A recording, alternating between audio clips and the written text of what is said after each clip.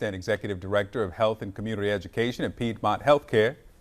And we don't know a lot of details, obviously, about the type of cancer Princess Kate has or what stage she's in. We don't know the prognosis, but here's what we do know. In January, she had major abdominal surgery. At the time, the palace says it was thought to be non-cancerous, but then cancer showed up in tests after the operation, and she stayed in the hospital nearly 2 weeks, and then she began chemotherapy in late February. So Dr. Jane Morgan is here now in studio to talk more about this. Again, we don't know a lot, but I just wanted to get your take on this because, we're hearing that she went in for major abdominal surgery. Doctors believe that the condition was non-cancerous. Do you believe, and then they found out after the fact and they performed some tests. So was this an incidental finding, or do you believe she had gone in based on some suspicions? It does sound as if there were some suspicions, especially since she describes it as major abdominal surgery. That a descriptive term really stood out to me, that it was major abdominal surgery for someone so young. And so why would she have gone in to have this surgery? So there was something that was concerning them that needed to be addressed surgically. And I think pathology, meaning looking at the type of tissue that was there within that type of surgery, was something that they were trying to do.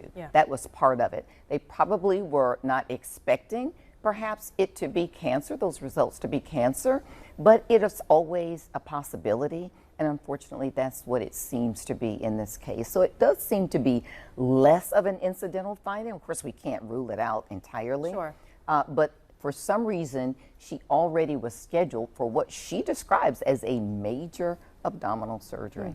Preventative chemotherapy, is that especially common? Flesh out also that term. Are people still doing that often? So she used the word preventative. I think in medicine we call it adjuvant, which means it's not really preventive chemotherapy. It sounds as if whatever was there was removed, and then they come in afterwards with the chemo to kill any other microscopic cells that would not have been visible to the eye of the surgeon at the time, sort of blasting the area with chemotherapy, if you will. So what kind of issues could prompt a major abdominal surgery?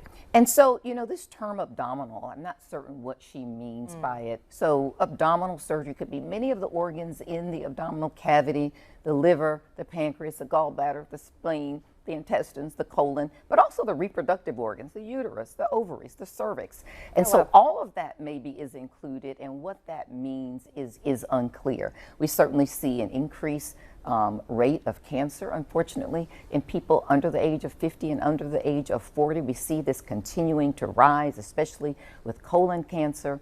We see with the cervical cancer as well. There's been a decreased rate of cervical cancer in women in their 20s who were sort of this first wave to get the HPV vaccine.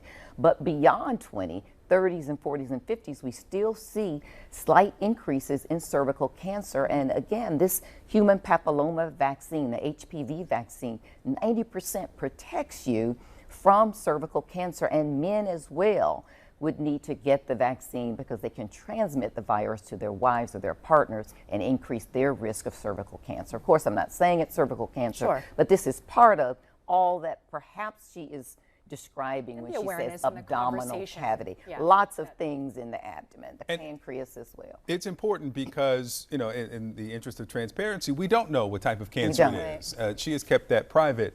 But without knowing that detail, is there any way to be certain or confident about the type of treatment she will face now without the detail of what type of surgery? Right. So she has said that she's having chemotherapy. Yes. So whatever it is, part of the therapy in moving towards a cure, I'm assuming, is the chemotherapy. Now, there are all types of chemotherapy, what we call cocktails. You can mix any number of things without knowing exactly which type of cancer it is. It's unclear what kind of chemotherapy she's receiving. But chemotherapy in itself has toxicities, has side effects. And so we may be able to expect a change in her appearance depending on what she is getting infused, including hair loss. It causes incredible amount of fatigue in many people as the cells are destroyed. because normal cells are also destroyed in addition to the cancerous cells. And you become incredibly tired while your body tries to regenerate these new cells. You can get mouth ulcers. And so it may be that we can expect a change in her appearance. Again, some chemotherapeutic agents are different than others. We don't know what she's getting exactly. Obviously, her statement hit home, right? I mean, same age group. She's a woman, a mother with a young family. And when she said that, you know, she is taking the time to try to reassure her family, her children, that she's going to be okay. I mean, it must have been still is a tough moment for her. You know, absolutely. And you have to talk about the children and make certain that you have some psychological assessment of everything that's happening within that family and how to manage it. Dr. Jane Morgan, thank you. Thank you. Thank you. Soaking rain, damaging wind.